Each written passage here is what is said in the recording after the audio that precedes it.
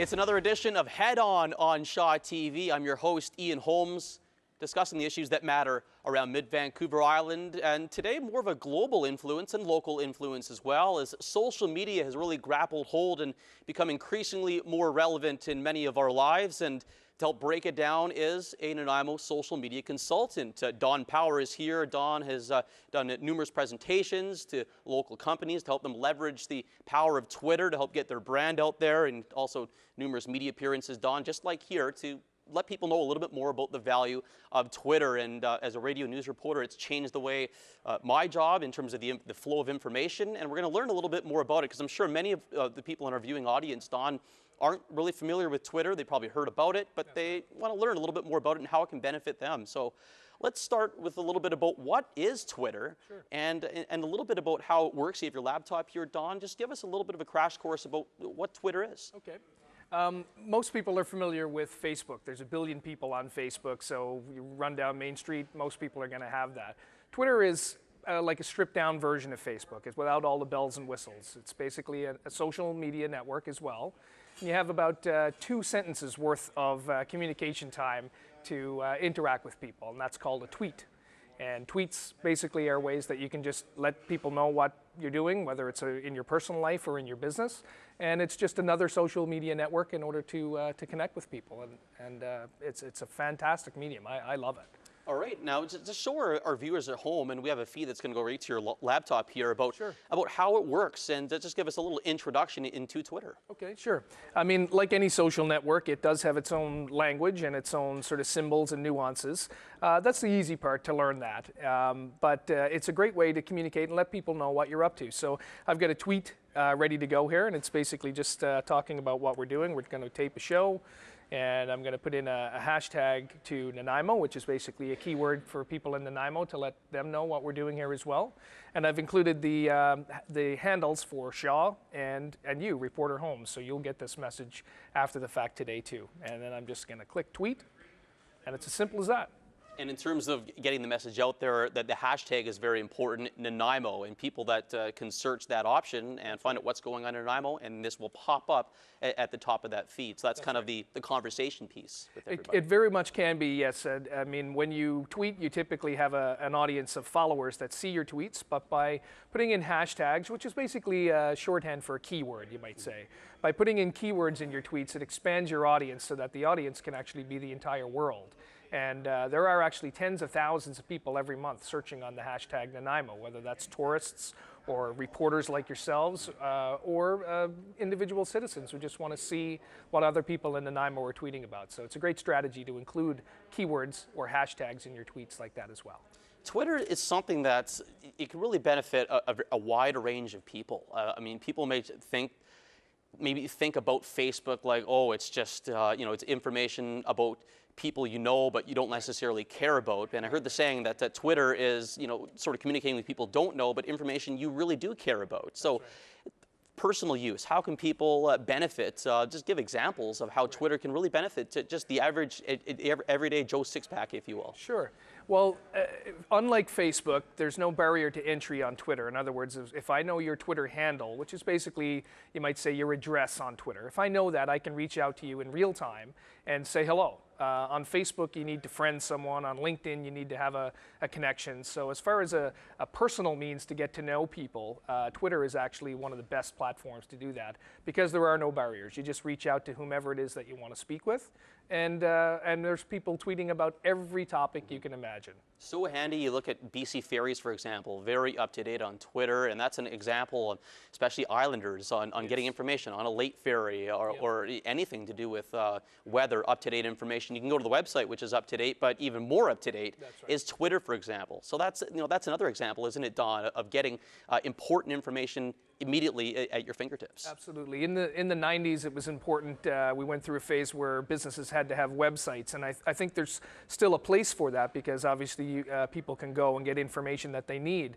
But now, more and more, I bypass the website altogether. I look for an individual from the company who's on Twitter, because then I don't need to navigate through the website. I can just go right to the source and get the information that I need in real time. So it's definitely changing the communication within society. I mean, it sounds big It's because it is big. No, it's true. And websites are rather stagnant. They are updated daily in many cases, but Twitter, I mean, this is something that's updated constantly, especially people that are very active on it and take a lot of pride in getting information out there immediately. Well, I mean, I'm a good example of that. I probably tweet, I would say, without exaggeration, I probably tweet close to 100 times a day.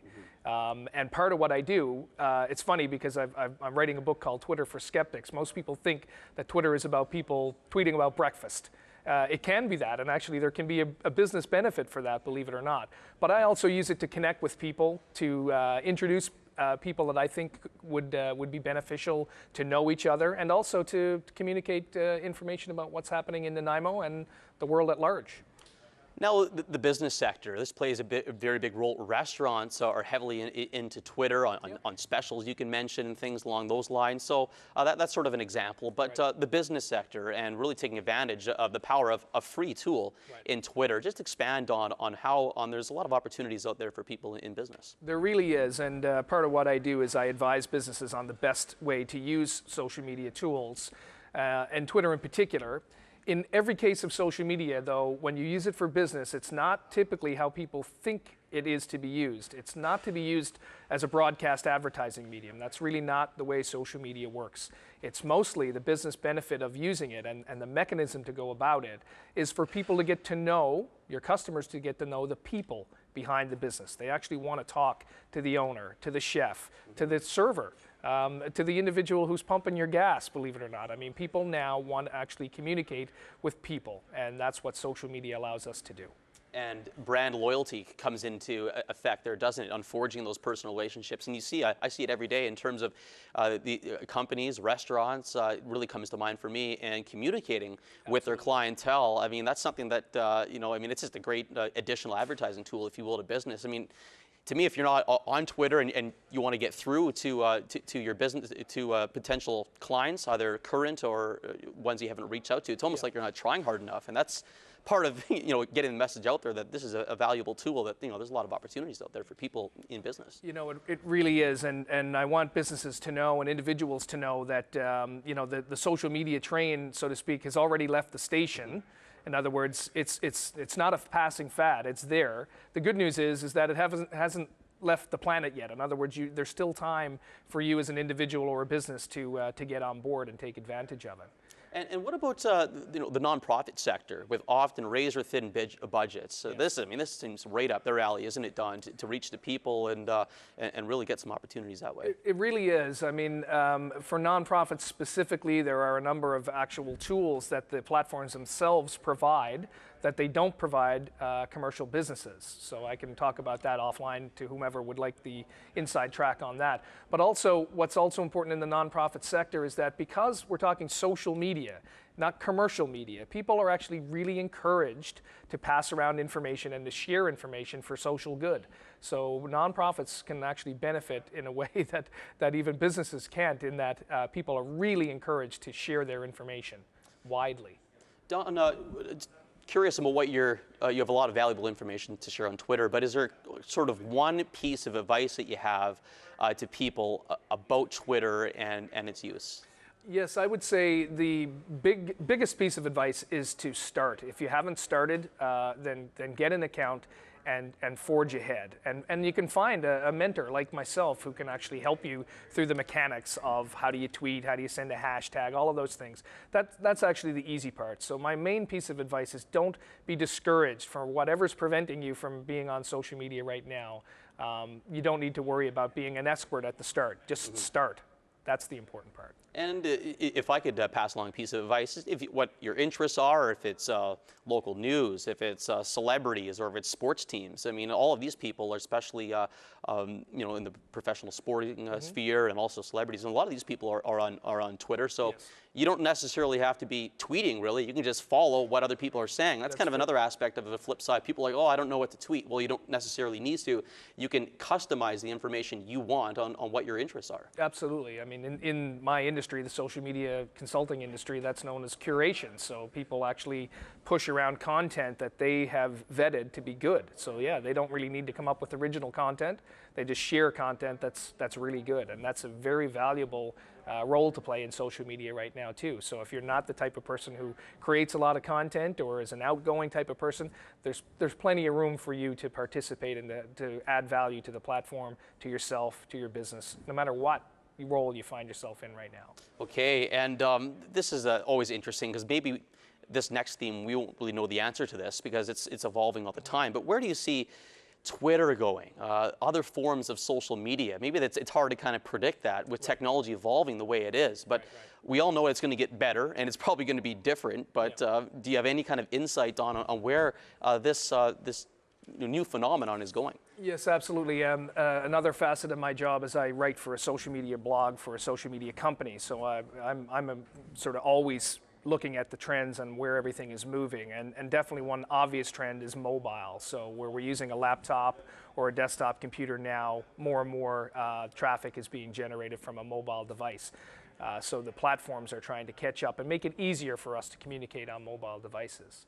Another major trend is reporting and analytics. So people who are using social media for business are getting better tools to actually analyze the data of who's actually talking to them, who's retweeting their stuff, and how are they communicating with their customers. The analysis of that data is also an emerging trend that's huge for the business industry. I'm wondering about technology overload, and maybe at some point where we as humanity just say this is all just a little bit too much. Yes, it's convenient, but at what point do we hit maybe a threshold where people, by and large, just say, "Oh, this is just a little bit much," kind of like the old days, if you will, Don. You kind of said the trains left the station, so maybe you've insinuated that we're past that day. But do you see any kind of point where people just say this is just a little bit too much to handle? Well, in my personal sort of experience, there's a tool now that's coming to the front called Google Glass, and it's driven by Google, and it's a pair of glasses that are connected to the internet, and you have a heads-up display in front of you. It seems to me to be a revolution, and I'm not quite sure for good or for bad. It seems to be a threshold where now everyone is on all the time, recording everything that they see, and it's coming. I don't think we can stop it. When it does, I think that is going to be a point with which people are going to look around and say, is this good or is this bad, and really have some serious conversations around the technology at that point. Yeah, and then maybe you have social issues, obesity. I mean, that's a big problem over the past number of years, and I'm wondering if people kind of look into that aspect, because there's a byproduct to the evolution of social media, isn't there? You talked about that new Google application. I've heard about that. I mean, it's just mind-blowing. Yeah, it really is. I mean, it's changing society. It's changing us very rapidly, and none of us can predict exactly where it's going to go because it changes so quickly. Millions and billions of dollars are made and lost on people gambling where it's going to go. I'm not one of those people who gamble the farm on that, but I'm definitely along for the ride, and I'm happy to see where it's going to evolve and hopefully be a part of that as well. Well, I kind of long the days of playing road hockey, hide and go seek, that kind of thing. Maybe it's a pastime, maybe it's still there, but just to a lesser degree. But technology is undoubtedly an increasing part of our lives. Wow, thanks so much for your time, Don. This is very interesting. Oh, it's my pleasure. Thanks for that little tutorial early on in the program. Learn a little bit more about Twitter, and if you don't know much about it, just log on. Like Don said, sign up and get involved in the conversation. It really is a local and global conversation, and it's a pretty interesting tool, is Twitter. That's it. That's another edition of Head On. I'm Ian Holmes. Big thanks to social media consultant Don Power for coming on the program. Tune in next time as we delve into the issues that matter on Mid-Vancouver Island. Thanks for joining in.